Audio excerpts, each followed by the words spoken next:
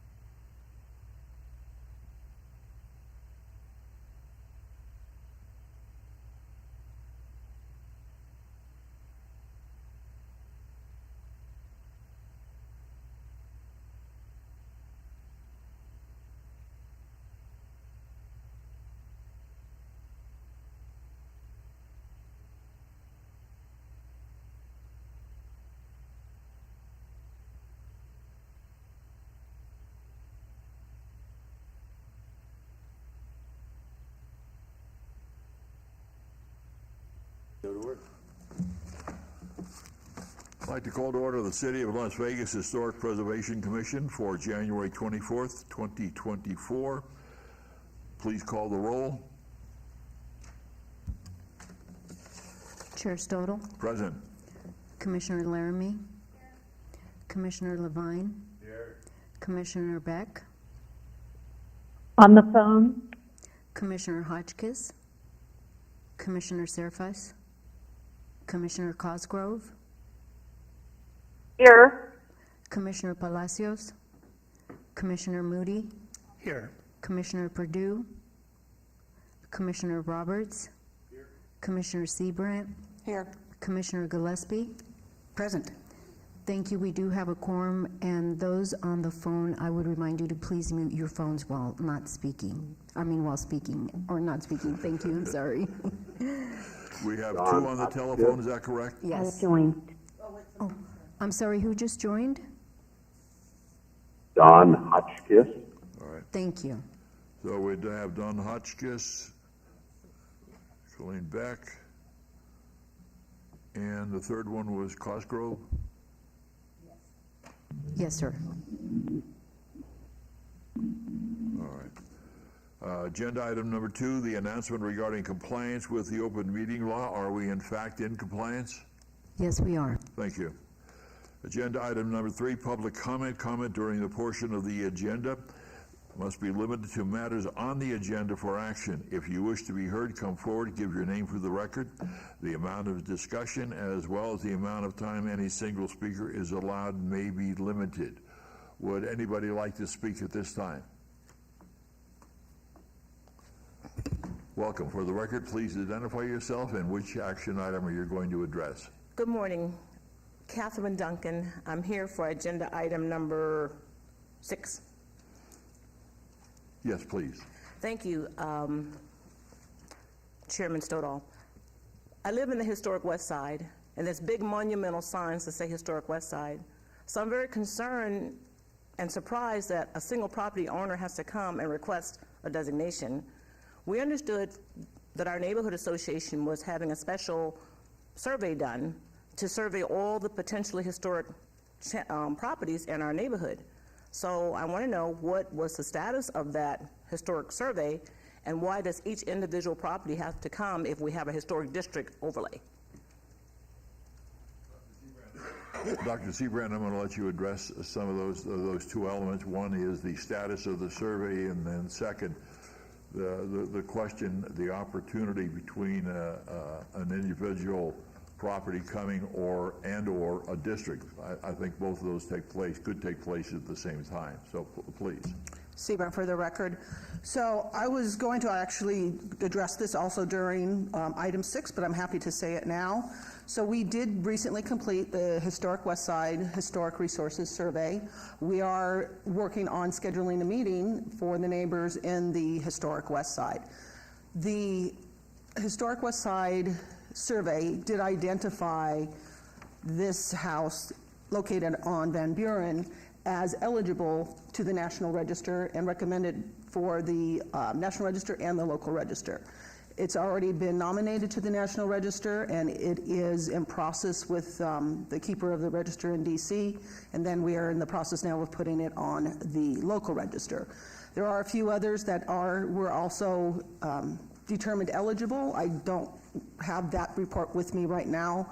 I can look it up and get back to you at the end of the meeting.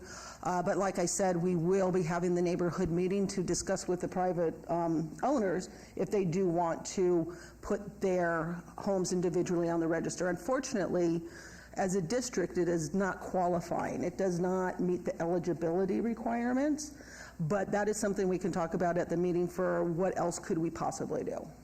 And as far as a district, we have to have enough houses that form a district that meet the eligibility requirements of historic integrity. Is this document available currently online somewhere, or will it be just presented at this meeting? Is this something that I thought the HPC approved? Purdue has joined. Commissioner Purdue just joined. Great, thank you. It's not online yet, but we'll put it online. All right. And then we'll present it also at the meeting. Okay, and the question regarding if there is the process for a home to be either on the city register or the national register, is that something that the individual property, I'm trying to get to the second part of your question, is that something that the individual property owner has to initiate, has to approve, or can the city go in and say, we're going to make your property a national register nomination? Or does that, what's the relationship between a historic property and moving it towards a nomination? So it could be done either way, and it has been done both those ways. So we do have people that approach us and say, I would like to put my property on the register. If it does qualify, then we will bring it forward to the commission. As a result, there's the other way is as a result of surveys like this, when we do have something that is identified as eligible, we approach the property owner and ask them if they would like to be on the register, because of course owner consent has to be given to be on any of these registers, and it has to be approved through the HPC, Planning Commission, and City Council. Would you anticipate this meeting with the community in the next 30 days, 60 days, roughly? I don't know. I don't have that answer right now, but I'm thinking February or March we'll definitely have it. Okay. Further questions or thoughts, comments? No, thank you, Chairman. I appreciate your time. Great, thank you. Any other questions or comments from the general public? Hearing and seeing none, thank you, Dr. Seabrand. Item 4, which is the chair's announcement relative to the Historic Preservation Commission. The chair at this point has no announcements. Item 5 for possible action, the approval of the final minutes by reference to the regular meeting of December 13th, 2023. If there are no changes or questions regarding the minutes, we'd look for a motion to approve. Mr. Chair, I'll be abstaining from that vote since I did not attend last month's meeting. Great, thank you. Look for a motion. I'll move to approve. We have a motion to approve from Jack Levine. Further discussion by the commission? Anybody on the phone? Yes. Commissioner Beck? No comment. Cosgrove and Hotchkiss and Purdue, is that a yes? Well, let's. I vote yes, Any yes questions? to approve. No comment. Okay. Let me ask if Yeah, the general on to public first. has any comment.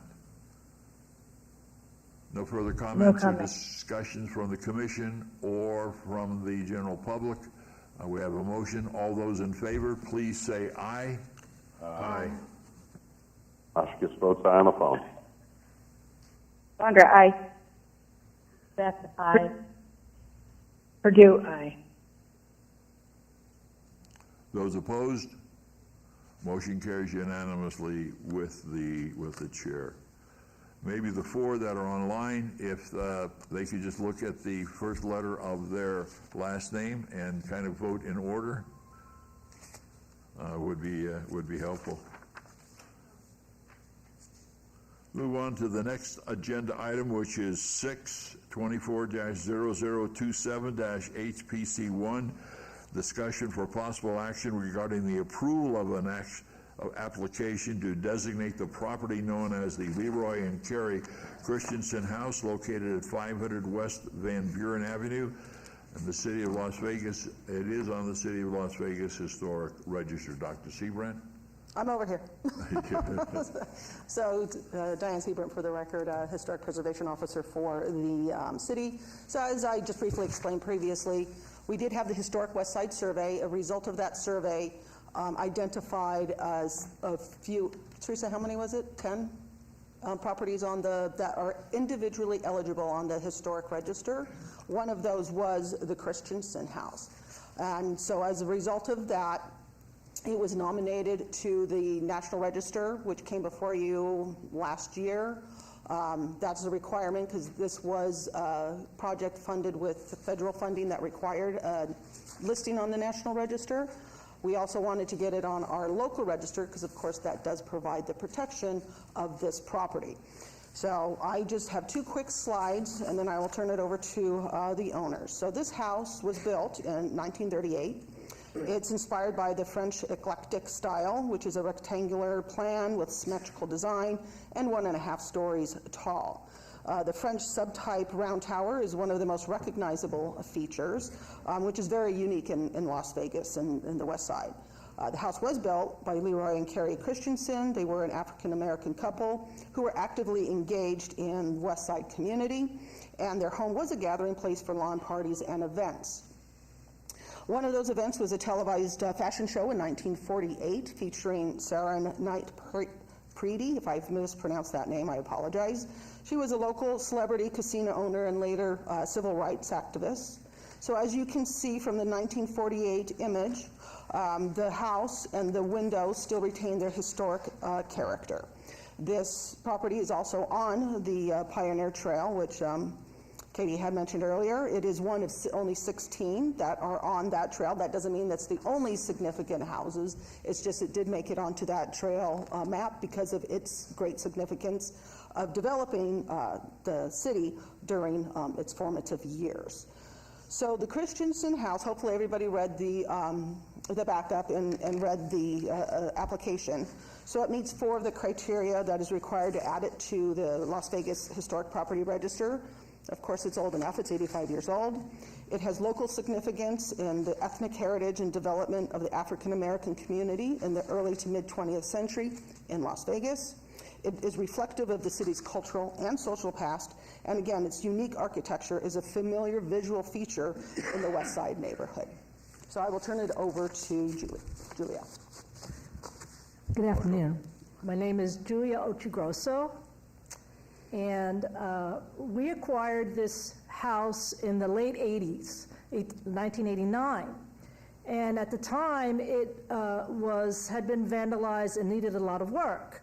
So we had a volunteer group coming and helping to fix it up. And while we were fixing it up, Miss Carrie Christensen came to the door. And so I had the privilege of speaking with her.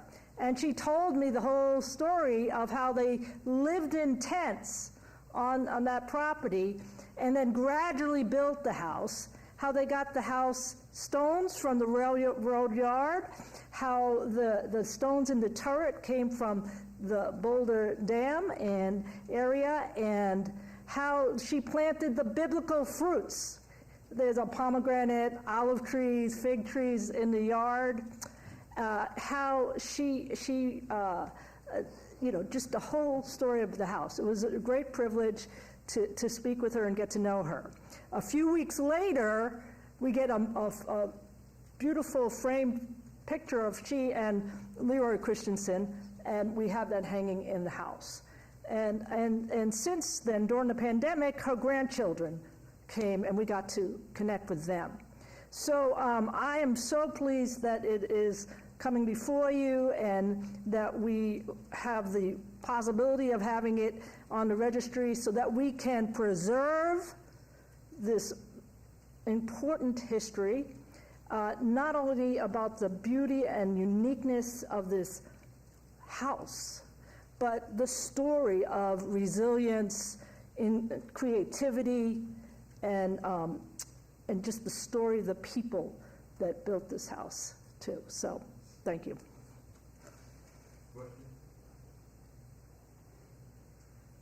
Through you, Mr. Chair, not a question, just a comment.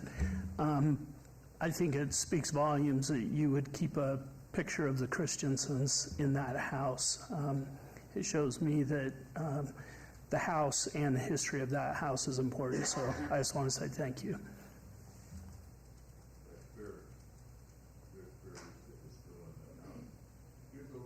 Excuse me, I'm sorry. Here's a little nitpicker, if you could, maybe you could clarify it. The televised beauty or fashion event in 1948 intrigued me, since Las Vegas didn't have television stations until 1953.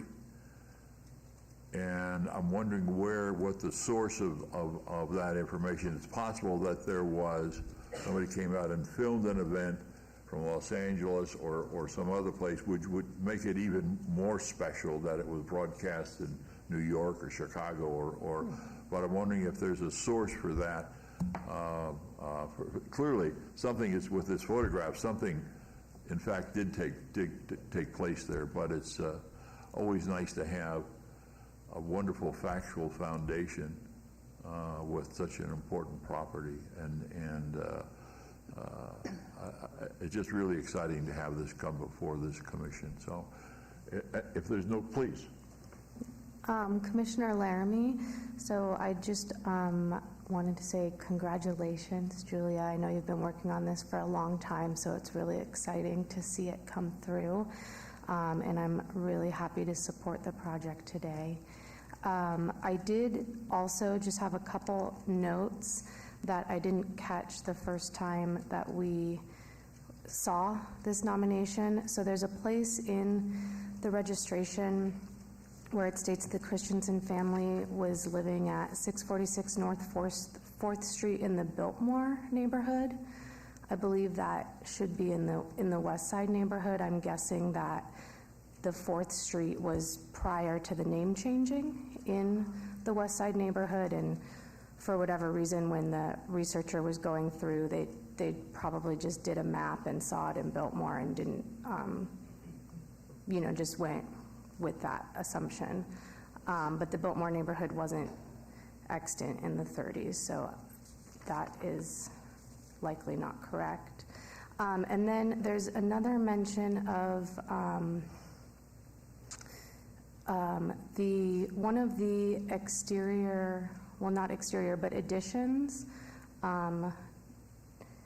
minor improvements to the home, including aluminum patio covers and the west facade. It wasn't clear to me if those were just facade improvements that were then removed, or if that was related to some of the additions done to the home. And if those additions were done when Carrie Christensen was still living in the home in 1976, then those may contribute to the historic status of the property itself. So maybe just something to double check if those are contributing features. Further questions, comments? If not, would look for a motion to approve. Commissioner Laramie, I'll make a motion to approve. We have a motion. Second, Commissioner Moody. Please. Just offering a second. We have a motion, we have a second. Further discussion by the commission? Any comments by the general public? Your mic, please. We have a motion and we have a second. Any comments by the general public? Any comments by the commissioners on the telephone? Hearing none, all those in favor, please say aye. Aye. Beth, aye. Hotchkiss, aye on the phone. Did he say oppose? Oh, okay. On the phone. Commissioner Cosgrove and Purdue. In favor. That was Cosgrove. Commissioner Purdue, is that an aye?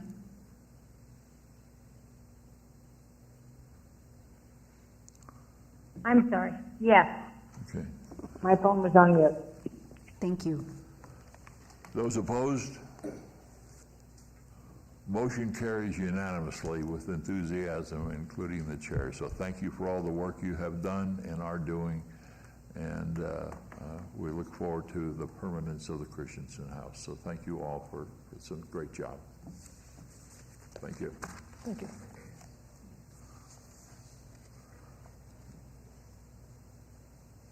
Let's move on to agenda item number 7, 24-0028, HPC 1, discussion for possible action regarding approval of a certificate of appropriateness application for the installation of an exhaust fan on the roof of the historic West Side School located at 330 West Washington Avenue. And just a quick question, is West Washington, is West an official part of the designation? Should it be uppercase or lowercase, W? West Washington? Is that the actual name, West Washington, or just Washington? It's just Washington. Okay, great. Yeah. Thank you. Thank you. Sam Tolman with City of Las Vegas, 8141 Orchard Glen. Chairman Stoddall, we appreciate being able to bring this project before you. You've seen it before. I remember when we first came and saw the condition of those two facilities, the 1948 building and the 1923 building. We are talking about the 1948 building, which you see here. And from day one, the original design had designated this portion of the building. You need to advance the slides with that one, yes. Okay. As a cafe. And so we're coming in now to get approval for a cafe. And I have Bruce Breed with me. He's been with the city for 26 years, and he is working as the designer on this project. And I will turn the microphone over to him. Hi, good afternoon. As Sam said, my name is Bruce Breed. I live at 7812 Morning Flower Lane, and I'm the architectural designer on the project. And as Sam stated, the project was fully renovated about 8 years ago. It was completed in 2016, and some of the improvements for the cafe were done at that time. It was pre-planned for that at that time and approved through the commission. And so at this point in time, we're just continuing on with that process and doing the cafe TI. The project is being done in conjunction with the EUD department and YDSI within the city, and we have a vendor currently now that we're working with, Chef Jeff. He's a very prominent member of society here, and is a venue. As part of what he does is he offers youth a second chance to learn how to cook, so he's providing them a service in that respect. And so he is the vendor at this point in time that we're planning on using, but he may or may not be the vendor we go forward with. But we are designing it as a full kitchen at this time with what he's suggested. So the only major modification we're doing, which is required as part of the TI, is the exhaust fan on the roof. And it's required because we have a commercial hood for the grease or the grill. And the interior modifications are to saw cut the slab in the kitchen area within the suites in order to get to the existing sewer line and put in all the floor sinks and things for the equipment. And we're trying to cut that out in a symmetrical or just a rectangular shape so it just avoids looking too strange inside with all the just different lines that the plumbing goes to. We are not touching any of the perimeter walls or the glass on the facade. We're making sure not to touch those at all. So the only thing we're really going to disturb is the ceiling, which we have to cut it into to get all the ductwork up through to the roof, and the roof itself where we're going to put the exhaust fan. This is a photo in 1969, shows how it looked prior to the full renovation we completed in 2016. And we are in the front corner, as you see in this piece right here, that shows we're in the southwest corner of the facility off D Street in Washington. And this picture also shows a lot of vegetation in the courtyard space, which is applicable because that will help to hide the exhaust hood from the roof in that perspective. This is the floor plan showing the location of the grill and where we're proposing to put the exhaust fan on the roof. You can see the ridge line and the valley lines in the roof superimposed over the floor plan there.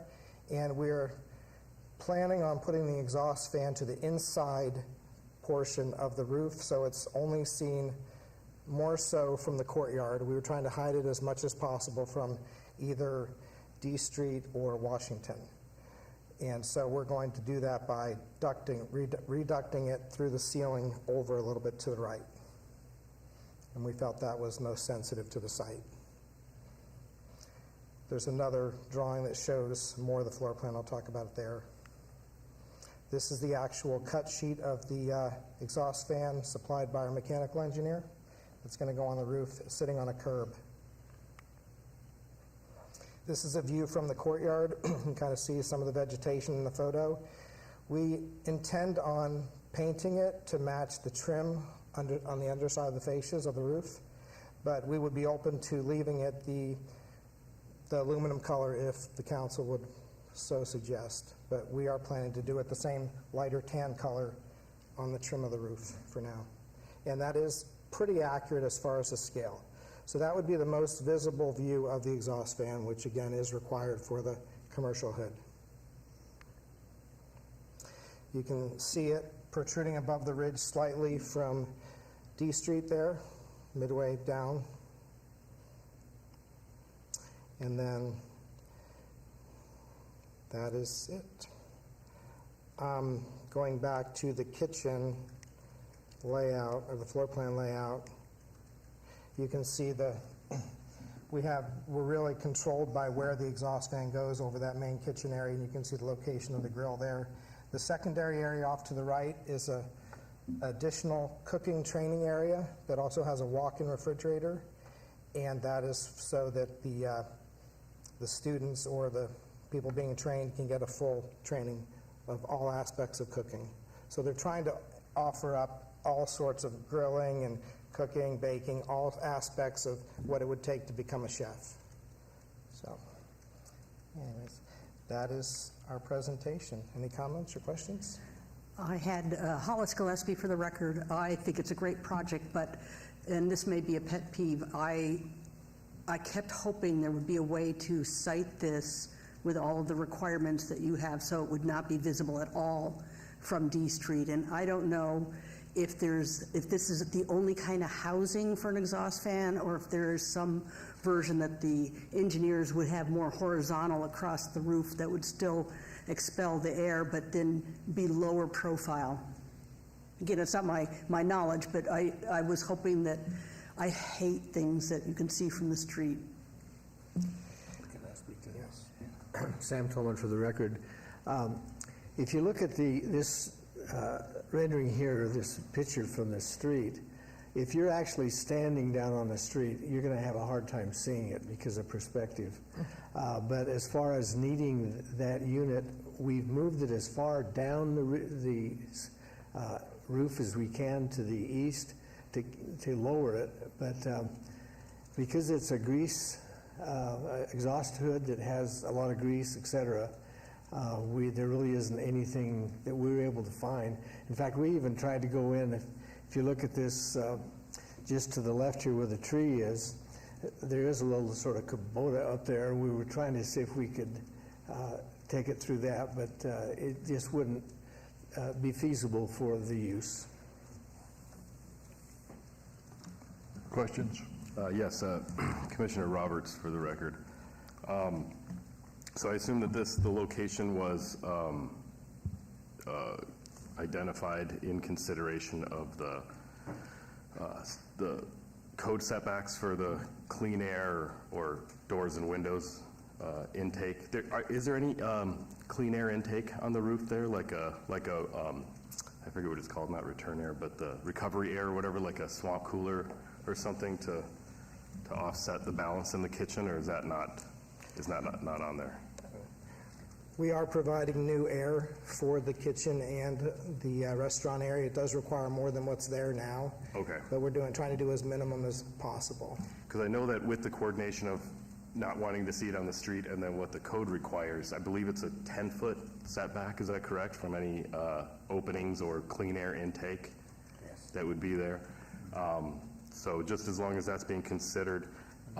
The other thing I wanted to mention regarding when you said painting it or coating it, so depending on the use, and essentially, I mean, usually with any use, but definitely with heavy use, as you were mentioning, grease will accumulate. So regular maintenance would have to be scheduled and built in, and if a coating was applied to it, it should be like a hydrophobic or I think it's oleophobic coating, so it makes it so that, because just a standard latex paint or something is just going to make it impossible to clean that thing, and it's going to end up looking worse and not kind of disappearing. So, Sam Tolman for the record.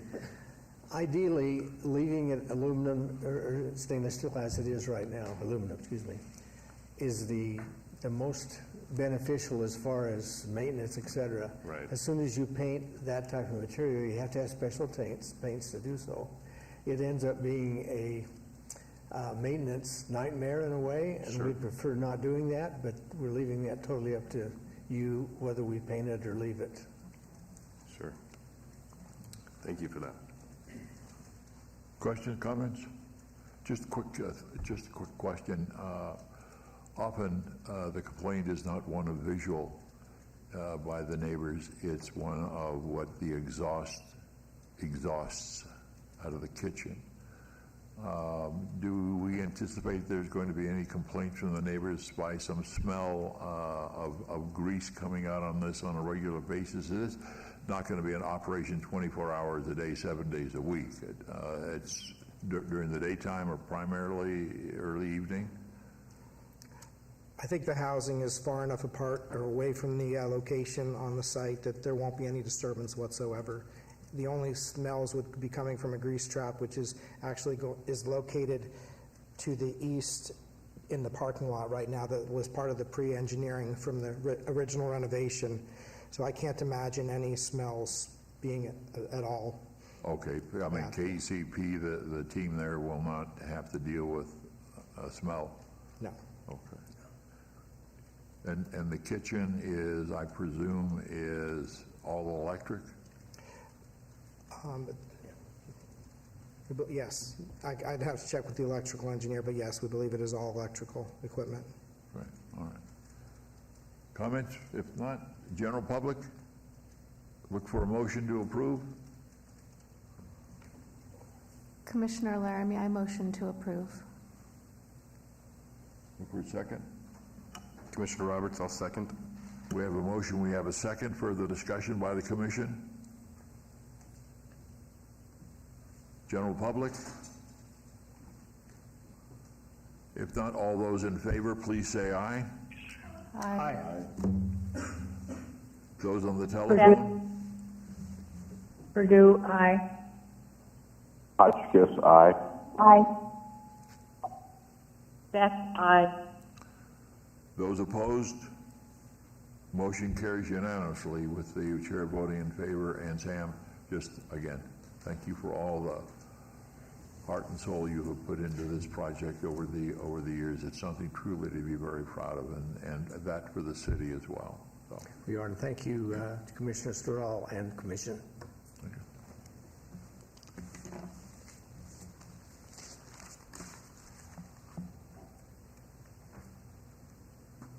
Let's move on to agenda item 8, 24-0038, HPC 1, final report by Michael Ganson regarding the completion of the replacement of a residential roof on the property located at 1100 South 6th Street.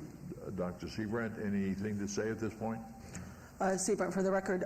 No, other than this is our second bricks and mortar grant, and it's a program that I know everybody's proud of and that we're happy that the community can benefit to help us keep these historic districts historic. Great. Welcome. For the record, identify yourself. Yes, Mike Ganson, 1100 South 6th Street, Las Vegas, Nevada.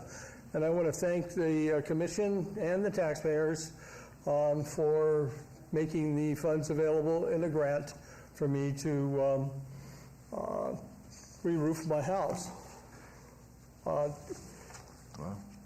This is a picture of the house previously of the old roof. The house was built in 1955 and occupied by Barbara Binion Parker. She was the eldest daughter of Benny Binion. And there's still a couple safes in the house that I haven't been able to open. But I'm sure there's a bag of diamonds or gold something in there. But anyway, this is what it looked like. Here's what it looks like today, obviously. A nice light-colored roof, two-spec. There's the spoils. And there's a shot of the, it's an Atomic Ranch-style home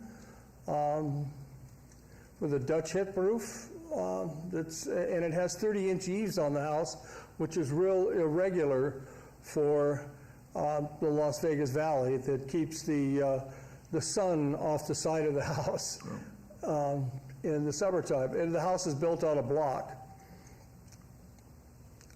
And just another shot of the people working on the house. And the windows are unique too. Those are real crisscross windows built out of white oak with individual panes in them. So the idea of changing those windows out would not be a good thing due to the character of the home. There's very few homes in the valley that have this is true crisscross windows. And I had a survey done by the Department of Energy people at one time, and it was recommended to me that single pane glass was good enough, and that as long as you have good curtains in the home, thick ones, they do just as well, that most of the heat that is lost in a home is not through the windows, but through the ceiling. So if he said if I wanted to, up the R value would be to put more insulation in. And this is the end of it. Thank you. Okay. Any questions? This is an action item. Question from the commission? Commissioner Blair? Commissioner Laramie, no questions, just to say great job. It looks beautiful. Completely agree with you. Those windows are amazing and hard to find now. I can't hear you. Could you speak up? I'm just sorry. Oh, I'm sorry, sir. I just wanted to say no questions, but great job. The roof looks beautiful, and I appreciate you sharing how beautiful your windows are, because I absolutely agree. They're beautiful, and we don't see very many of those original windows anymore, so I'm glad you are keeping them and plan to keep them for the long term.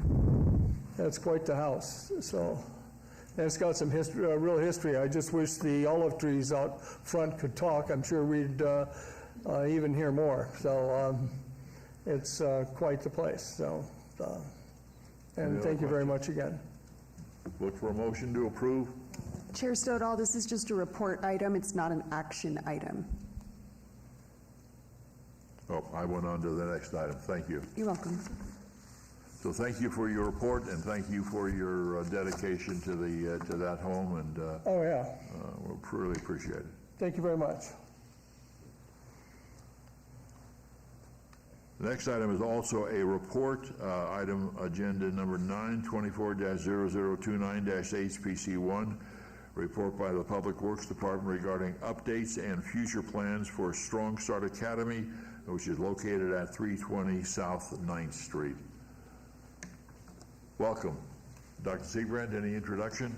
Yes, please, Seabrand, for the record. So this is a information item only because this is not on our local register, so it does not require a certificate of appropriateness.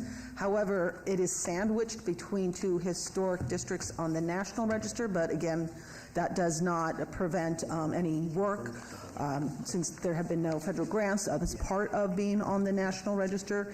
And this property, this parcel, these buildings are actually not on the National Register either. It's just sandwiched between. And so this is a report to keep the commission updated on an older building in the city. For the record, would you know off the top of your head what are the two buildings it's sandwiched between?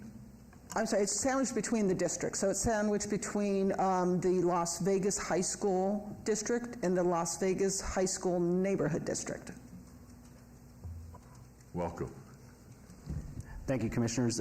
Sean Miller, for the record, Architectural Project Manager, City of Las Vegas. I'm here with Simpson Coulter Studios. They're our designers for the project, and they're going to present or report on Strong Start Academy on the corner of 9th and Bridger. Great. Welcome. Hello, my name is Carson Nolan with Simpson Coulter Studio, and thanks again for letting us speak today about the need for updating the Strong Start Academy campus to better serve the student population. Our proposed new classroom building within the existing campus is designed to satisfy both the present and future needs of the school. While this site and buildings are not listed on the Las Vegas Historic Property Register, we aim to adhere to the guidelines set forth by the Historic Preservation Commission to ensure harmony within the Las Vegas Valley High School, within the Las Vegas High School Neighborhood Historic District. This current property, as you can see on the site plan here, does abut the Las Vegas High School campus on two sides. The site is 1.56 acres and has 3 existing buildings. Building number 1 is on the southwest corner, and that is a former residence. Building number 2 is in the middle, and that is the current classroom building. And then building number 3 is previously a church, but currently houses a number of student support spaces. And that's the building that's actually on the corner of 9th and Bridger. So in order to accommodate the proposed classroom building, the existing building number 1, which is actually addressed to 320 9th Street, is on the southwest corner and will be demolished. The proposed building is 2 stories, totaling about 9,500 square feet, and will provide 9 classrooms while still having the smallest footprint on site. And the 2 existing buildings will remain untouched. Let's see here. Trying to advance to the next slide there. Oh, okay. All right, there we go. All right, thank you. So built in 1966, the existing building appears to have undergone some modifications, does not have distinct architectural features indicative of a specific historic style or construction method. Also, hazardous material testing has identified both asbestos and lead paint in the existing structure. By demolishing the current single-story building, we will be providing the school with facilities that better suit the student population's needs by adhering to current accessibility and building codes to provide a wider range of inclusion and safety. Let's see. Okay. The existing campus is set so Building 3, the previous church, which was built in 1946, remains the dominant feature on the site. Existing Building 2, which was constructed in 2000, as well as the proposed building number 3, need to respect this hierarchy. The new building will resemble the existing 2-story classroom building in terms of height and roof pitch. We aim to maintain the same main bulk and scale to avoid competing with the original church building, which we're also calling building number 3, which features a prominent bell tower. The proposed building is strategically set back from 9th Street and the other 2 buildings on the site. Its location is on the southwest corner, is the least intrusive to the existing structures while preserving the same site access point. In line with the aesthetic of the existing buildings 2 and 3, the new building will utilize light colors and materials found on the campus. The smooth stucco finish and barrel tile will be carried over from the new building to the new building. However, the textures and colors will vary from the original, along with some modernized detailing so not to create a false sense of history. Window openings on the second floor are arched windows and are slightly wider than the original building on campus. The new building will also retain the arched arcade present in both buildings 2 and 3, but with subtle variations of the parapet wall instead of a slope tile roof and adjustments to the accent trim pieces. The floor plan is an easy-to-navigate layout for the kindergarten through 5th grade student population. The arcade roof and rear yard can house mechanical equipment, so it is completely screened from view and keeps the main tile roof clear of all equipment. The elevations and sections show that the bulk and scale were derived from the other buildings on site to respect the hierarchy already established on the campus.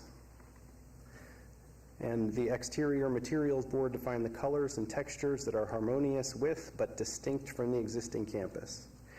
By evaluating and respecting the existing building's bulk and scale, hierarchy, material palette, we feel that this complies with historic guidelines and does not impact the historic character of the surrounding buildings and is different from but complementary to the existing buildings. We hope you agree with our assessment and feel that this is yet another classroom building compatible with the Las Vegas High School Neighborhood Historic District.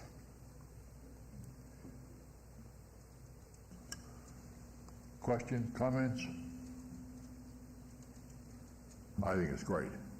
I mean, that's just a quick, short answer, and that corner to me has always stood out as a great piece of downtown Las Vegas. And rather than put up a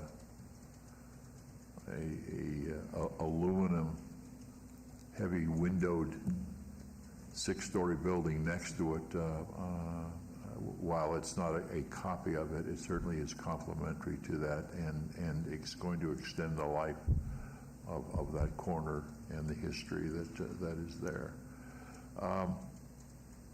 The fencing, the high school has a challenge with visitors coming. Do you have that? Is there any additional precautions you're taking with the design of this new building to sort of minimize the ability to get into this building and into the property? Yes. So as you can see on this site plan here, most of the campus is already enclosed in a perimeter fence, all but what is on the southeast corner, which is near the trash enclosure, which is on the bottom right of this plan here. Part of the development of this project is to completely enclose the parking lot with a perimeter fence, as well as there will be another fence that will separate the new classroom building and play areas from the parking lot, just to make sure that there's a good distinct separation so the children don't wander out into the parking lot. But then that property line perimeter fence also keeps people from entering the parking lot.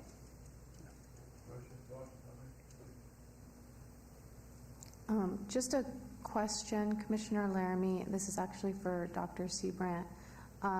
So I know it sounds like the building that's going to be demolished doesn't have any historic integrity, but with the demolition process, will there be, any type of evaluation or documentation of just the building and any potential historic significance that it may have had at one time? It sounds like it was built in the 60s, right? So it would be flagged through that demo process we've talked about in the past and possibly at least documented through that process, correct? Correct, Seabrandt, for the record. I've already documented it. I was able to get interior and exterior documentation, so it's already in our records as a documented building that's going to be demolished. Great, thank you. Otherwise, just agree with the chair's comments. I think it's a great building and a great addition to the site, and I'm happy to see that the old church is staying intact, as I think that is a great historic element to that neighborhood. Other comments, please? Yes, Commissioner Roberts. First of all, thank you for coming here and presenting this. I do like the design, and I think it is seemingly compatible. So I appreciate you coming and just presenting this to us. What is in that building now, and what was the building used for in the past? The building, when the property was a church, it was the pastor's house. Okay. So once the transition to the school happened, that particular site wasn't really used, but now that the student population has begun to grow, because it started out as only accommodating the lower grades, but now it's increasing to be able to accommodate kindergarten through 5th grade. So currently today, there are a couple of classrooms that they've been able to do some renovation to get that to accommodate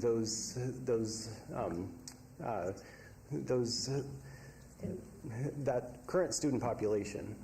But this building, as is, is inadequate to handle the planned campus load, as well as just getting the updates to handle the restrooms, the student population, all of the features that are required for today's students. Understood. Thank you for that. Can I just add to that? Sure, please. Previous to that renovation, it was empty. I think they used it as some storage and some other office functions, but it wasn't occupied.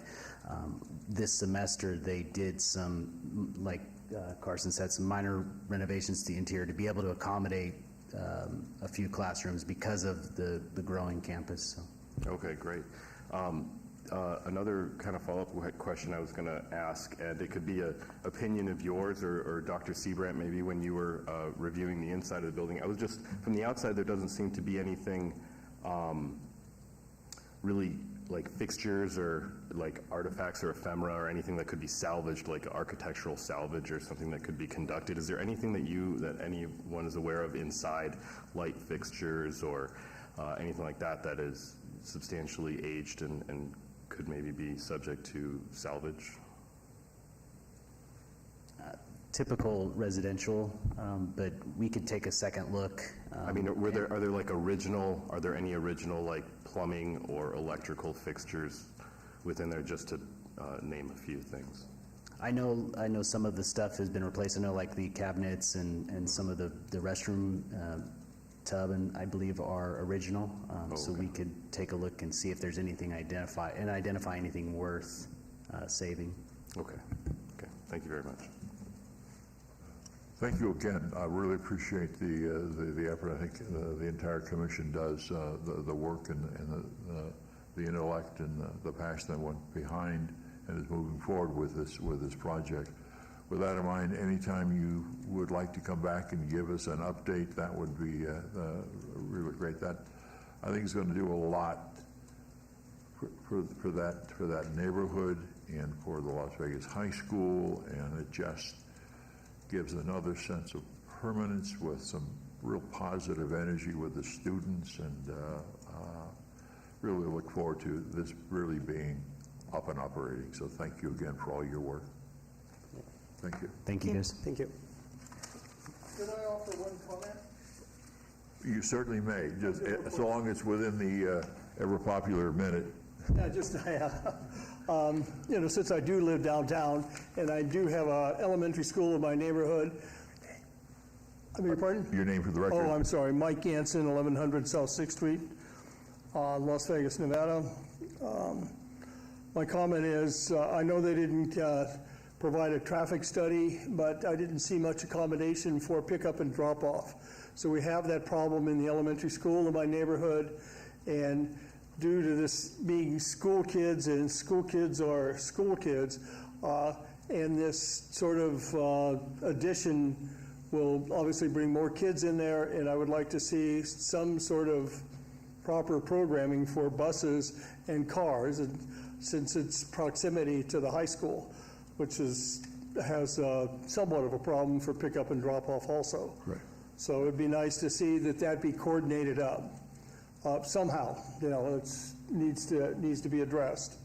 Okay. And also, in the interest of education, since it's so sort of in an area in between the city's 18B with the proposed museum coming up there eventually, it'd be nice to see the school work somehow with the art people and also with the culinary people, that there needs to be some kind of coordination when we start these kind of programs in the community, that they reach out to the other resources so that the kids get indoctrinated to different avenues of education, just not the traditional education, that arts and the cooking arts are made available to them as kids. It'd be nice to have that coordinated up, since it is all on the sort of public's money. And it would be best interest that they have some kind of communication established with these other institutions that we're putting forth in the community. Makes sense, and I appreciate your comment, and Thank just you. to let you know, there was some positive net bobbing while you were talking, so I think some agreement, so thank you very much. Again, thank you three really appreciate your help. Let's move on then to agenda item number 10, which is 24-0030 HPC1, discussion for possible action regarding amending the Memorandum of Understanding between the Commission for the Las Vegas Centennial and the Historic Preservation Commission to increase the funding request to $150,000. Dr. Seabrand? Thank you, Seabrand, for the record. So there has been a memorandum of understanding initially drafted in 2006, where the Commission for the Las Vegas Centennial, or Centennial Commission, has provided, they started at $75,000 to give to the, or to grant to the Commission, the HPC, in order to do the programming that we do, which includes the surveys, includes the awards that we give during Historic Preservation Month, includes the ability to send commissioners to different educational conferences, and of course we've also added bricks and mortar grants, small grants. And since 2006, there were two amendments. An amendment in 2013, and that was not a monetary amendment. It was just to amend that the amounts had to be approved by City Council, and there was a monetary amendment in 2015 to add $25,000 specifically for the small grants program. So since 2015, this commission has done a lot more busy, started the outreach program that requires funding to hold neighborhood meetings, to create the giveaways, to send our brochures and postcards, and of course we're increasing our surveys, doing a lot more surveys, the survey catalog. And so we feel that we need to ask the Centennial Commission for a bigger grant ask, and if this commission approves that we will ask for that at the March Centennial Commission meeting.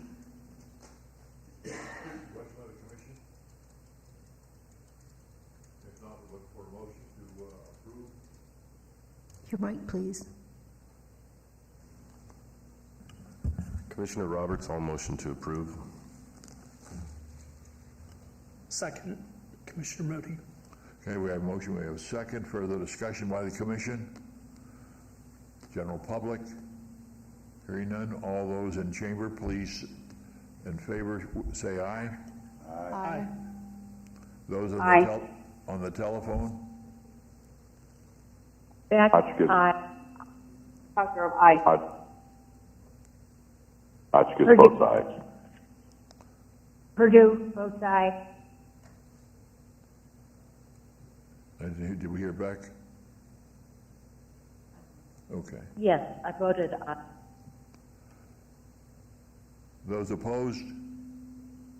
Motion carries unanimously with the chair voting in favor. Then let's move right on to the next item, which is in fact 24-0031-HPC1, discussion for possible action regarding approval of the submission of a grant request in the amount of $150,000 to the Commission for the Las Vegas Centennial to support a variety of historic preservation initiatives led by the Historic Preservation Commission. Discussion? Look for a motion to approve.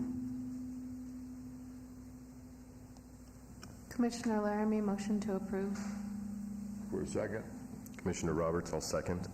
Further discussion by the Commission? General public?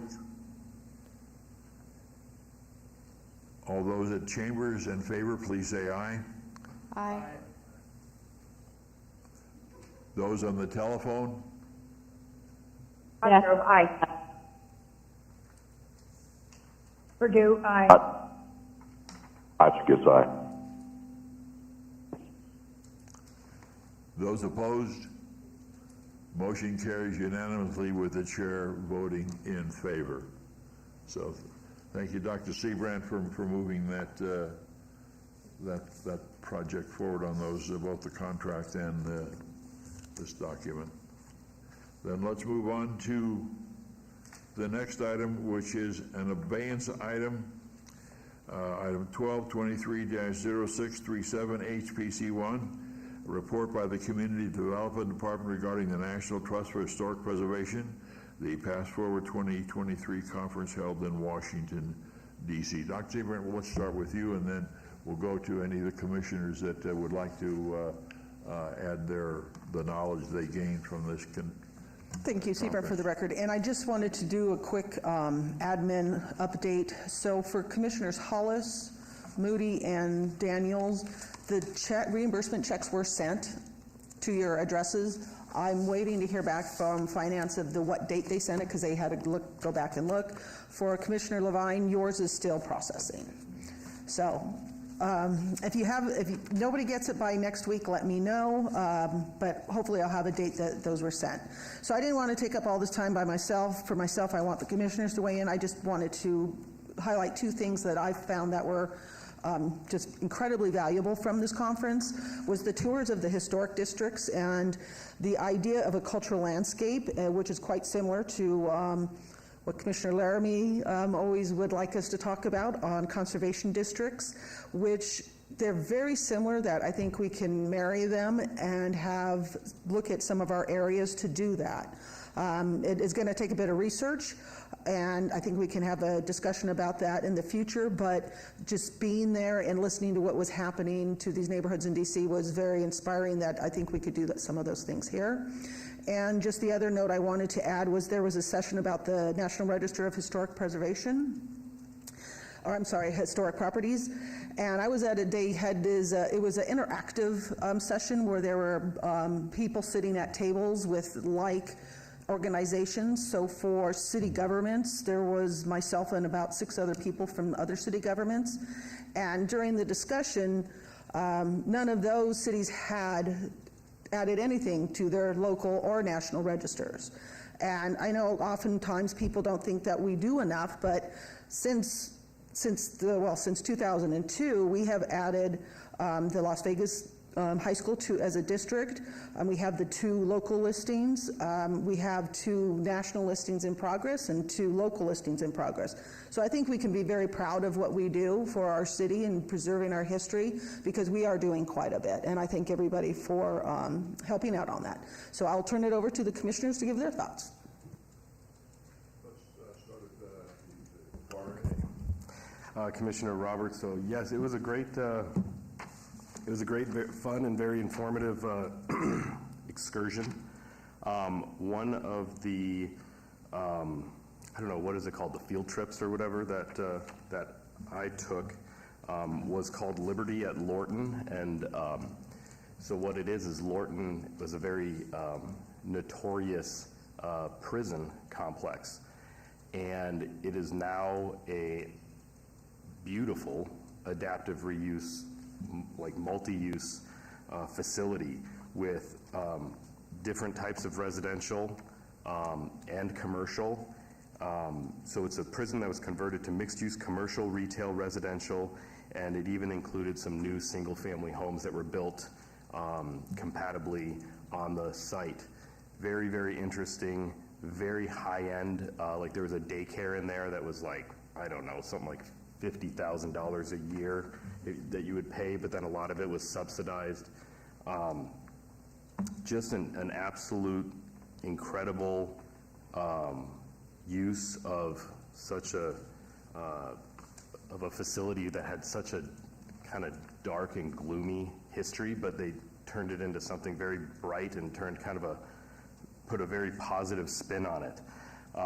The adaptive reuse stuff is really strong out there because it's a much older city, and there's a lot of buildings and properties that have moved out of their original use. Another property that is undergoing renovations and an adaptive reuse process now was the St. Elizabeth's Hospital. It was to become a new headquarters for the Department of Homeland Security. They're also adding in mixed-use development, but another enormous campus, beautiful buildings, but with a very kind of checkered and somewhat dark past to it because it was a mental health facility, and it was before they used that term, mental health facility, so more of an asylum. But a really great, all in all, it was a great experience, and definitely positive for me, and I learned a lot. Commissioner Gillespie, for the record, this was a really good conference, and I say that coming from somebody that had a museum consulting practice for 10 years and had to be a conference warrior just to market my services. And I found that this particular conference was the right length of and right combination of learning, on-site experience that's applicable, and also inspirational. And I'm going to say one of the things that was inspirational is right in the beginning they had an in-person awards ceremony for the best of historic preservation projects in a variety of categories. And usually I would have expected that to be something to just tune out. And they were really a neat range of things across the country. One day I think we'll be, well represented there as well. And that was just a good way to start. It was a real high. And from a practical point of view, going to the National Park Service session on how things are changing and adapting for some of the regulations for getting listed was very useful, and it looks like all the different agencies and interagencies have done a lot of work to make it more competitive is maybe not the right word, but more useful to people that are trying to get listed, more helpful in terms of getting guidance for either individuals or urban areas that are trying to work on something large scale. And I think the very last day in the pouring rain, we were in an all-day session on, what do we call it, conservation landscapes. And it was like, part of it was instructional, so we had sort of the foundations of it in practice and theory, and then we went out into the field and took that and interacted and looked at it. And it was very much something that I think is Dr. Sebring said we've been talking about here in Las Vegas, but you could see the potentiality of it quite easily.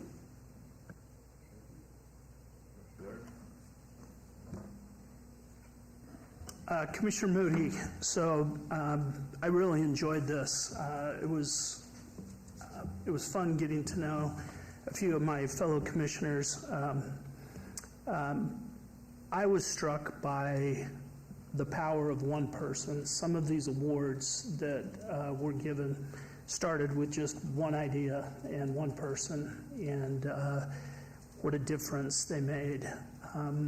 I also attended the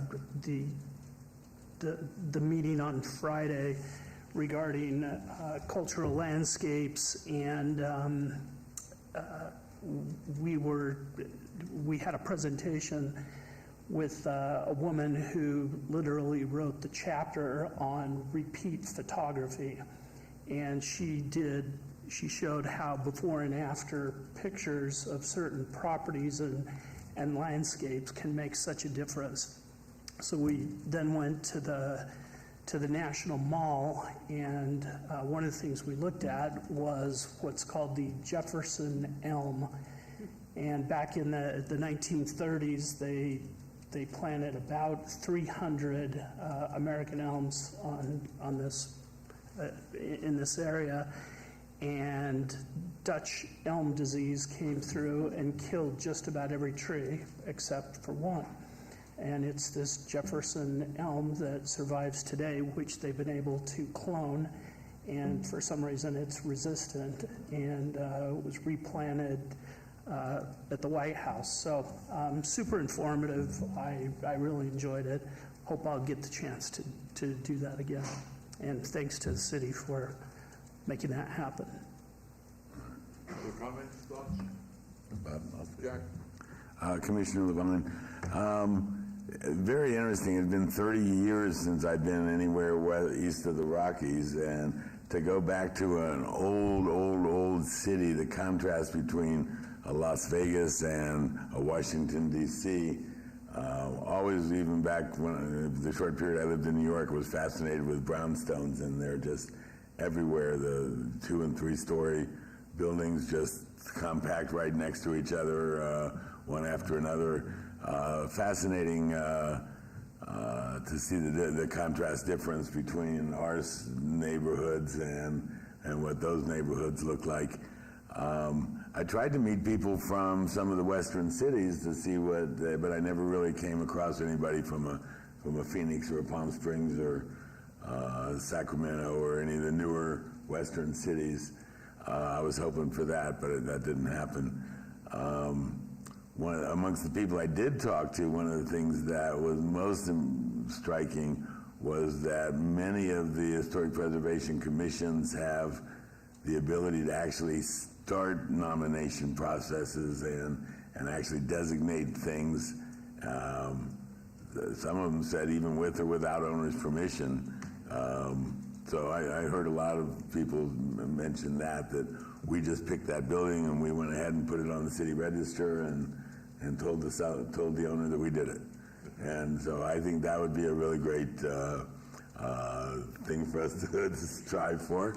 So anyway, I had a great time. I recommend it's going to be in New Orleans next year. So if the city's making the same offer, I'm there. Any other comments? Commissioner Laramie? Commissioner Laramie, I'm just want to say, yay, cultural landscapes. I'm excited to learn more and hear more about that when you're ready to present on it. And just, want to say thank you, Diane. You mentioned how much that we really are able to do, and a lot of that is because of you and also because of the city, over the past handful of years, making a commitment to fund this full-time position. So thank you to both the city and you for your commitment and helping us get as much done as we do. Thank you all. I would like to thank not only the city and Dr. Seabrand, but the commissioners. While it is nice to attend a conference like this, and especially in Washington, D.C., you are giving up your time, and you have businesses and commitments, and so I appreciate you taking the time and the energy and the intellect to visit these things. I think what Commissioner Levine mentioned, we need to look for some of these regional conferences as well. Whether it's with Phoenix or Salt Lake or Southern California, maybe even venture as far north as Reno. That there are things that the Southwest does have in common, as opposed to the brownstones in the East. So we look at those conventions, and I know that Dr. Seabrand attended the Old Spanish Trail Conference not too long ago, and we look forward to those kinds of opportunities. And I would like to quickly echo Commissioner Laramie's comments regarding all the work that has taken place in the last few years, and a large reason why that is we've been moving forward is Dr. Seabrand. So I thank you. Sometimes there's some trying to look at a diplomatic term here, grouchiness on the chair's part, but that's only because of the energy and the excitement and the opportunities that we have in Las Vegas, this unique city. So thank you all, and that goes for Mike and Seth and Teresa and the entire team. So we appreciate that, and look forward to the next conference. And if there's any regional ones that commissioners happen to see, please let us know, and we will look forward to that. Dr. Seabrand, anything else before we wrap up on that? All right, then let's move on to agenda item 13, report by the Community Development Department regarding the director's updates.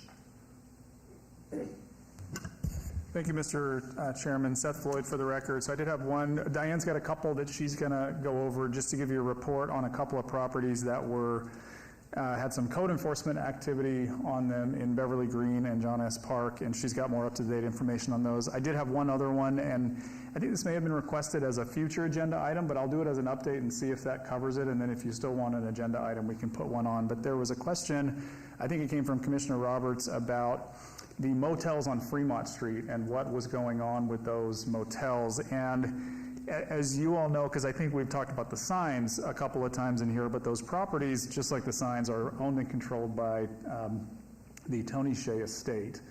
And we have been in regular contact, not just community development, but also our Economic and Urban Development Department, because they have released some properties along Fremont for sale. The motels are not included yet in those properties that are for sale, but we have been working with them to try and facilitate, expedite, or whatever I guess expedite is the right word, activating some of those properties, particularly, and I think we are focusing on a lot on 11th Street, so along Fremont near 11th, because there's some activity going on in that area, so we are trying to encourage the estate to start moving some of those properties.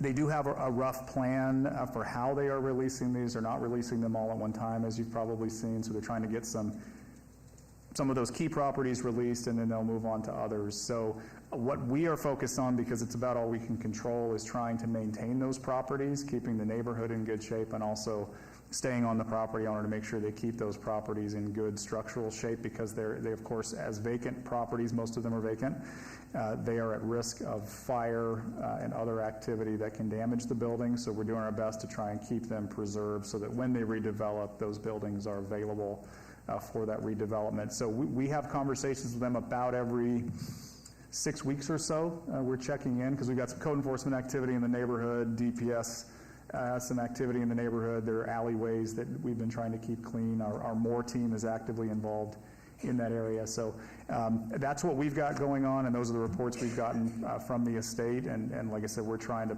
facilitate. Our Economic and Urban Development Department is also trying, they have a point person assigned to try and help them find either tenants or buyers for those properties. So they're actively engaged in that process to try to get those activated. They own about, I should have brought a map, they own about 80 properties just on Fremont East and about a block or two north and south alone. So I mean, they're a significant neighbor in that area and a significant property owner. So we're pretty focused on that right now. Interestingly, that certainly Main Street, 5th Street, Maryland Parkway, but 11th Street, the intersection of 11th and Fremont, for a good portion of its life, was a significant intersection, a significant, on all four corners there were significant businesses, like it was its own different downtown area with restaurants and just right around that one corner. A major movie star built a motel there, the Travelers Motel, I believe. So there's something embedded in that intersection that creates some interest. So it's just interesting to hear that you have that going on. Well, we look forward to the update on that. And any other thoughts or comments, please? Just as a question, Commissioner Roberts. Thank you first of all, for the update. When you said that the signs are controlled by Tony Shea Estate, is DTP not involved? Were they the original? I believe they were the original owners. And now it's transferred now, and then I guess, do you know if DTP is still an active organization? So I don't know that Seth Floyd, for the record, I still don't fully understand the link between those two. I'd probably have to get Rebecca involved to try and unwind that. There is a nexus between the two, though. The way that we work with DTP is they are essentially the property manager for a lot of those properties. I don't know what the legal connection is between DTP and the estate, at least not in granular detail, but our point of contact for property maintenance, when I mentioned the hotels and trying to keep them up, is DTP, and they're our point of contact on that. The signs did not transfer. They are still controlled by the property owner with responsibility. We have a maintenance agreement that I think Diane has a little more information than I do on, but that maintenance agreement is what we enforce through them. And by the way, on the signs, I didn't really touch on that much. That is all wrapped up in our code enforcement activity. We had received some complaints that the signs were inactive. They are having a real challenge with the signs because the electrical keeps getting damaged or stolen, and so we are in regular contact with them on the status of those signs. But they do have an obligation to keep those up, and we're enforcing that as best we can. So just as a follow-up, and I guess it's a point of clarification, when the was it the Centennial Commission that granted $750,000 to, who was that money granted to originally? Was it DTP, or was it Downtown Project at that point, which then converted their name to DTP, or is, and I know it gets a little foggy there, but I'm just trying to understand. Seabrand, for the record, so that grant was provided to the city. To the city. And then the city hired the sign companies to do the restoration. Oh, I see. But they are owned by the property owner. But we have the maintenance agreement that requires them to maintain whoever the property owner is or will be, to maintain them. And within that maintenance agreement, does it allow, I mean, I guess I presume it allows access and other stipulations, or? Access to? The sign for maintenance and the property? Well, I mean, it's only for the signs. It doesn't have anything to do with the motels, so it doesn't allow us access to the motels, no. But it does say that they have to maintain the signs. If there's graffiti or damage or lights that are out, they have to fix those, and they have to make sure it stays in good working condition. Okay. But it's incumbent upon the property owner to do the maintenance. Oh. I think there's also some other language in some of the contracts that have to do with if the property is sold, the city may have some option on the purchase, or the Neon Museum, I think, was a little bit more than just maintenance, but that's the Centennial Commission funded. But that's, again, Seth, if I could jump to another topic, and that's a property owner on East Fremont Street felt it important to contact the Review Journal and express concern about the bank building. Is there any update on that? I know there's a great deal of feelings on a lot of levels, but the building does have internal challenges as far as space and a lot of things going on. But is there any update on where we stand on that? Yeah, thanks, Mr. Chairman. Seth Floyd, for the record. So not a whole lot. We saw the article as well. Diane forwarded that to me. I've not had a conversation with legal aid since that article came out, so I don't know if they are having conversations with the group that was seeking to preserve it. But my understanding is that there were conversations that were that group was trying to facilitate with legal aid. I don't know if those conversations have happened. They have not looped the city in. We also have not received, to my knowledge, a an official submittal for a redevelopment project of the bank building. Not that we were necessarily expecting one at any particular time, but I assume there are conversations happening because we haven't seen a redevelopment proposal yet. Commissioner Laramie, on that topic, I'm just curious if there was any conversation, I know this is kind of a long shot, but potentially about moving the building as well, especially if there is a willing preservation partner, if that could be considered as an option, and if legal aid would support that. Yeah, so Seth Floyd for the record. So we did meet before this article came out and before there was, seemed to be a group interested in working on the private side to try and preserve it. We, and I was included in this, and it was Diane, Mike, and I went over and toured the building with legal aid, and they talked to us about their future expansion plans for it. My understanding is that they had explored quite a few options to preserve the building. I don't believe, the way that the foundation is on that building, it wasn't feasible to move it, and I'd have to defer to an engineer on what exactly that means, technically speaking, but I do believe the property owner explored that and explored a few other options for preserving it, but that was prior to this group getting involved to try and facilitate another solution. So we can certainly reach back out to legal aid and try to get a report and see if there are any conversations happening and what the status is.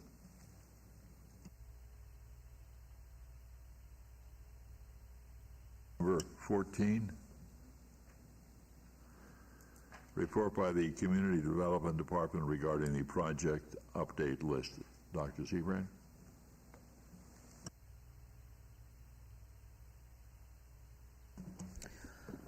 Thank you, Seabrand, for the record.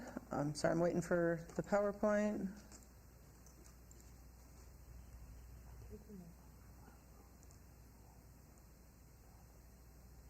There we go.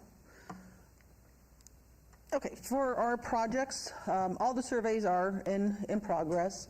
The Christensen House, which you just approved for moving forward on to approve it to the local register, is, like I said, in review in DC. The second house that is in the Huntridge neighborhood to add to the register on Francis Avenue, that was approved obviously by this commission, and February 21st, and it was approved by Planning Commission. February 21st it will be final approval with City Council. The Old Norman Fort National Register update. I did meet with the consultant over there last week, and she's already jumped in with the research. The docents there know who she is. We'll be giving her access to the fort as many times that is needed. Historic West Side School Register, that is also in progress. The design guidelines, Seth and I gave an update to the council briefing yesterday on the design guidelines, so those will be on, we'll get those online, and working on scheduling a meeting with the John S. Park and Beverly Green neighborhoods so that we can make sure everybody knows that they're online and answer any questions. The Huntridge Theater, there will be an update on our February 28th meeting. And then on the updates on the code enforcement issues for the certificates of appropriateness that were denied by the commission. For 700 Park Paseo at the last city council meeting, after that meeting, they have corrected almost everything. There are a few outstanding issues that they still need to fix, mainly the 50% visibility and the pedestrian gate within the fence. So we just did talk to them earlier this week to make sure those get completed. For 1819 Beverly Way, they did not dismantle the addition, so there was a notice and order given to them by code enforcement. For the commission's participation in the Historic West Side School Centennial Celebration, the Cultural Affairs and Parks and Rec, who were in charge in managing that project, they gave everybody a little plaque. This is our plaque to thank us for our participation as the HPC. Heldorado's Days Parade is on May 11th, starting at 10 a.m. So Last year, we were trying to get a group together of the HPC, and it was me, Mike, and Dan. Thank you. If we want to enter as a commission, then we need a bigger group for that. And we can get cars. I'll check with the parade organizers if we can. I know in the past, I think, Chairman, that there was people riding on Model T cars or something, or some type of historic cars. We can see if we can do that. That was correct. There was the Model T Club of Las Vegas, and they supplied, I think, 4 different vehicles. Colleen Beck I remember that she was one of the people that was on the cars. I think it's, without sounding like a command, I think it's really important that the HPC participate in the Eldorado Parade, and so would encourage, this is not something we're going to have to walk several miles. The vehicles will be there, and would really look for as many members of the commission to attend. It's easy to, you get in the car, there's parking that's will be provided, and then they will drive you back, and it's really an opportunity to engage the HPC with the community. So I would really just encourage it. On top of that, it's also fun. It's just nice to get out there and be able to wave. And again, it's, we want people to know who we are. We have our banner that we carried, and so please let Teresa and I know. I hope everybody can participate, because we want to have a good showing to say this is who we are and this is what we do for the city. So let's go ahead and set a deadline. If we can have, I don't want to say by the end of this meeting, let's have a little bit more time than that to everybody look at their schedule. But we know it's in, is that a Saturday? Yes, it's a Saturday. Saturday. And when will the premiered documentary of the 1960s? Oh, that's on the 18th. On the 18th. So we won't have that sort of conflict. So maybe if you can let Dr. Seabrant know by the end of next week. That would be great, yes. Then we can make plans, and I can check with Marja about and please let her know a thumbs up. Yes. As the cowboy has here, a thumbs up without the cigarette. Okay, I just have a few more here. Sure, please. And I know May seems like it's far away, but is going to creep up on us fast. So remember, that is Historic Preservation Month. So it's not too early to think about those nominations. So please think about projects, people that have contributed to historic preservation in either of these categories, the bricks and mortar, the preservation education, advocacy, or career achievements. Think about those, start writing them, and get them to us, and I'll have an update at the next meeting of the deadline. It's just I want everybody to put that in their head, that this is something that, we need those nominations. Dr. Seabrant, where in this listing would a nomination be for an organization or an individual of an organization that the city has hired to do one of these surveys or one of these reports? It would probably fall under advocacy, I think, because it says organizations that have gone above and beyond to save a threatened resource. Okay. I bet even if we paid them to do the job, I mean, some of them have done outstanding work. Yeah, I mean, there's nothing in the rules that negates them from getting an award if they were paid for a job. Okay. So again, yeah, please get those to us. I'd like to see one from everybody this year. And a reminder, March 15th is the cutoff date to submit interest in attending the upcoming conferences. There's the conference in West Palm Beach and for the National Association of Preservation Commissions, and then the Pass Forward in New Orleans. And I know that Commissioners Hollis and Levine have expressed interest on Pass Forward, and Commissioner Hollis on the National Association. So please let us know again, because we need to get with our travel department to make arrangements, and we need enough time to get that done. So please get those to Teresa by March 15th. And that's everything I had, unless there were questions. Questions, comments, thoughts, I please? have a question. Could you actually go back to your original list of all this stuff? There was something on there, the prior list before the, I'm not sure what list you're talking about. I think it was your first slide, the first screen. That There we one. So question about the West Side School, when there was the land dedication ceremony. I never saw any photos or anything of that. Where could I find those photos So I thought that or video? Cultural Affairs was putting that online. I'll have to look. Well, there's photos of the Centennial Commission, the presentation Monday that would be online of the West Side School dedication. I'm sorry, say it again? The Centennial Commission, the presentation before Yes. they had a series of photos. Yes, of the and event. those should be online, but I'll have to check with them. I'm not sure exactly where. It would be on their page on our website. Okay, I'll check that. Another question I had regarding well, actually, it's not on this one here, sorry, but you know what, I think I probably need to do this in the public comment, I guess, technically. all right. So, sorry about that, I apologize. All right, then let's move on to the next item, which is 1524-0032 HPC 1, which is the report by the Community Development Department regarding historic and archaeological resources in local media. That's part of your board packet. Any questions or comments? Seabrook, from the record, I did want to comment that I went to the Ice Age Fossil State Park that just opened on Saturday. It's this first article on the media page. I went on Sunday, so it was just after all that torrential rain, and it is fantastic. It has a great little museum that shows all the Pleistocene mammals that have been found in that area.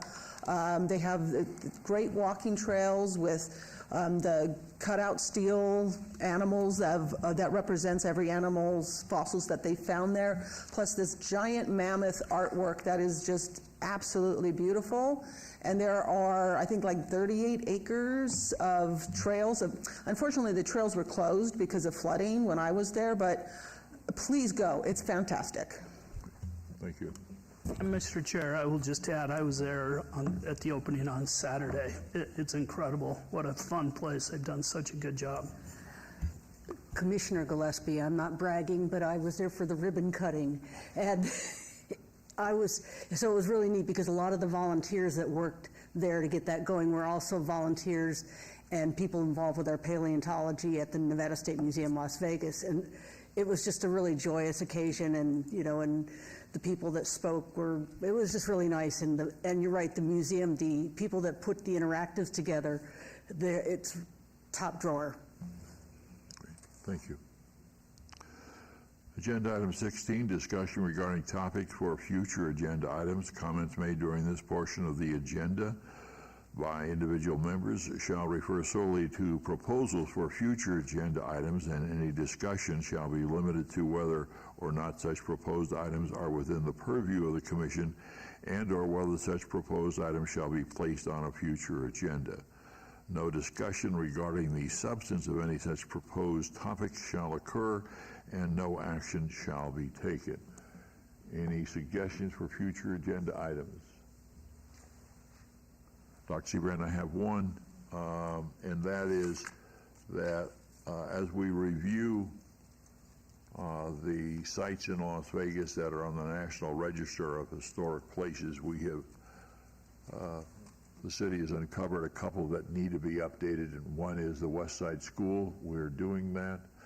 Another one is the old Mormon fort. We are doing that. And having had an opportunity to read the National Register of Historic Places for the Tule Springs Ranch / Floyd R. Lamb State Park, this was produced in 1981. To put it mildly, it is out of date. There are significant opportunities for factual improvement, and I would like to recommend that we put this on a future agenda item as an action item to fund the amended version of this. This is, may not fit exactly with the Thule Springs that we just spoke about, but it certainly has a history that goes back to the late 1800s, and wouldn't surprise me if you dug down a little deep, you'd find a few paleontological items. And there's quicksand out there. Yes. And there may even be a body in the quicksand. To do they're buried at Boulder Dam, but there is a story that is a possibility that, and the story wasn't made up by some local journalist. But I would like to see that we put that on the agenda for another option. Any other items for this? Mr. Chair, just real quickly, and I don't, Commissioner Moody, I don't know if this needs to be a future agenda item, but I think I brought this up once last year. I would like to see on the agenda my fellow commissioners named, and then just a recommendation, maybe on the back page, the date of the next meeting.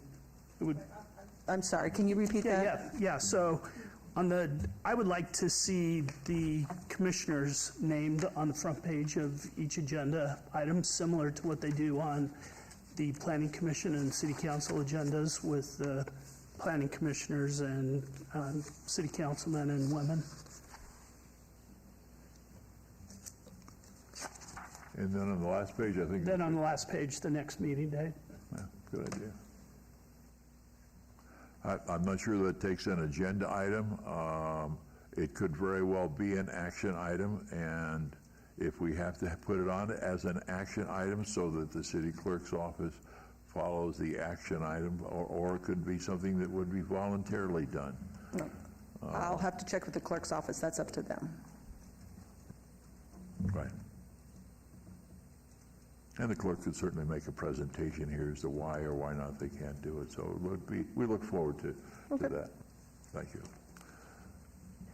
Commissioner Roberts, I just wanted to reiterate what I've asked in the past. One regarding the Lorenzi Twin Lakes Tennis Center. They had identified that they were going to be installing a security window, security gates, or some sort of security system over their windows, but they didn't present that in, so we don't know what it looks like. I had requested that they would get that to us so that we know what it's going to look like. So I'd like to see that at some point here. And then regarding the Huntridge Theater, we were receiving quarterly updates, and that has now stalled or been delayed, and I'm just wondering if there's going to be an update at another meeting. Are we going to get back on track with quarterly updates here? Well, I think there's next month. Next month. Next month there's going to be, but you're exactly right. It's not, the Huntridge is required legally to provide the HPC with a quarterly update. And the quarterly update could simply say, we have nothing to report. Right, okay. But there needs to be legally a quarterly update, and I think Dr. Segrand has started that process, and so the next one will be in February. Correct, and I know we're not supposed to have a discussion, but I just did want to say that correct. The update is on February 28th, and my apologies, I meant to put that on my update list about Lorenzi Park. They don't have the renderings back from the architect yet, so they said it won't be till March or April. So as soon as they have them, we'll let you know. Great. Okay, thank you for that. The last item would be regarding the historic neighborhood signs that was brought up before, and even the lady who came and spoke first in public comment, it was somewhat related. I actually found another one on Palomino, just west of Rancho. It reads Equestrian Estates. Right, that one's not ours. That's not a city sign. That was installed by the neighborhood. Okay, so all right. So I guess the conversation or the question would be, can anybody just use any terminology, specifically the term historic, arbitrarily and at their whim? Especially if I'm assuming that was a that was probably a city grant, neighborhood improvement grant or something like that that they used. Shouldn't the city have some sort of weigh-in, or the city commission, such as this one, have a weigh-in on what is deemed actually historic or not, so that we're not creating false information out there? Like the lady this morning seemed to be a little bit confused because of the sign said Historic West Side, and so she thought the entire area was historic.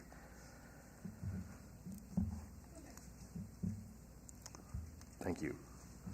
Well, and we're going to wrap it up. The question is whether or not anybody can erect a sign in the city of Las Vegas without seeking approval, whether it's a business or a neighborhood, whether or not they can just put up a sign. I believe that there's very detailed sign ordinances, and somebody had to give them permission to put up the sign, and maybe it was just the only thing the city deals with is the size and the placement rather than the content. But we've had this discussion regarding signs before, so anyway, it's back before you. So, all right. With that, we have citizen participation, and I look around the room, and there is no citizen participation. But if there were, you would be available to make your comments at this point. Seeing none, we are adjourned.